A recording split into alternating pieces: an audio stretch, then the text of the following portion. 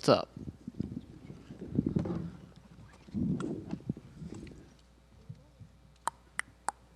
Sean, congratulations on the victory. I know you didn't necessarily get the finish you wanted, but it was a pretty incredible performance overall. So I'm sure you'll break it down afterwards. But as you sit there, how do you feel about the way you performed tonight? Yeah, something about not getting the finish that just doesn't sit right with me. It's just like, fuck. But I also haven't watched it. Obviously, once I watch it back, I think I'll be a little bit more excited. But I always want to get that finish. Yeah. Saw you, obviously, the boot on the foot, a little bit of a limp as you walked out. I guess, do you know what the status is of it right now and when the injury occurred? No, I think I've had a pretty major surgery on this foot before, so I think it tends to flare up after you kick someone in the head a few times. So I don't think it's anything serious. Hopefully not, but yeah, I think it's just gonna be a little swollen for a few weeks, and we'll be back to work. Like I said, great performance. I mean, was there anything that surprised you? I know you knew how durable he was and all those things, but I mean, was there anything at all that surprised you that happened in there? No, not at all. I mean, I knew I was better than this guy for 3.5 years. I knew the first fight was a fluke, and I proved that. So it felt good. At the end of the fight, you kind of sat down against the cage. I was curious if that was physical because of the foot or if there was something emotional or just exhaustion after 25 minutes. What was going on there? Fuck, just hit me with a nice body shot. Tim told me, like, don't sit. You don't need to. You're winning the fight. You don't need to sit there.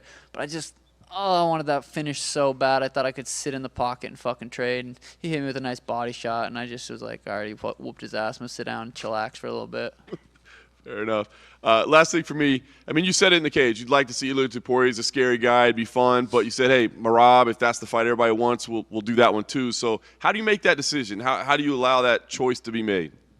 It's nice having options. It's hard to make a decision right after the fight. We'll see, how it plays out. Talk to the UFC, talk to Hunter, Dana, and, we'll see what happens. Sean, obviously you always took that first loss to Cheeto kind of like in good nature and always said you're undefeated and stuff. But was there something on your mind about, like, I want to prove to everyone that I am actually just way better than this guy? A little bit. I mean, I literally, truly always knew I was better than him. It never bothered me once that fight played out like that. I mean, look where I was at, considering I played out like that, beat Thomas Almeida in one of the most, beautiful performances I ever had. So, that fight never bothered me. I try not to care what people think, and I knew I was better than him, and it took a little 3.5 years to go and prove that, and I did. Obviously you landed the two massive knees on him in the second, I think, and looked like you had him very badly hurt, but you also sort of knew that he's a very hard guy to put away. Did you see that I'm not necessarily going to be able to finish this guy right away? Yeah, he's hard to catch, he's hard to hit clean, so I didn't want to waste energy trying to put his lights out if I wasn't going to be able to. So I'm a vet. I'm a veteran. I've done this for a long time, and you know when to use your energy and when to save it. And I didn't feel like I could put his lights out right then and there, so it saved the energy. Are you kind of surprised he didn't just spam the calf kick over and over again?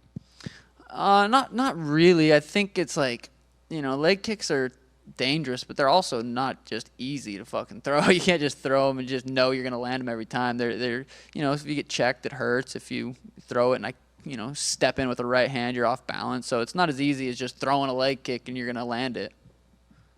Sean, right here. At Media Day, you said, we'll never be buds and this and that, but did you talk to Cheeto at all? I know I saw you guys bump fists, but was there anything else said between you guys? No, nothing was said, just a little handshake. I think he told Tim we'll never be friends or something like that. But, it is what it is. I mean, I'd be jealous and hate me too.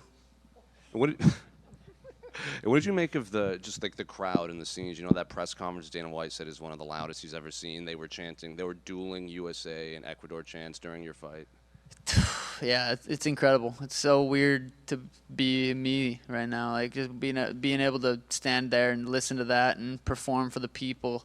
If it wasn't for the fans, if it wasn't for the media to cover this sport, I wouldn't be in this position. So it's a really, really cool. And I'm really grateful for you guys and the fans that watch. One more thing to throw at you. This is one of the largest, if not the largest, non-McGregor gates for a UFC pay-per-view. So what do you make of another thing like that on your belt?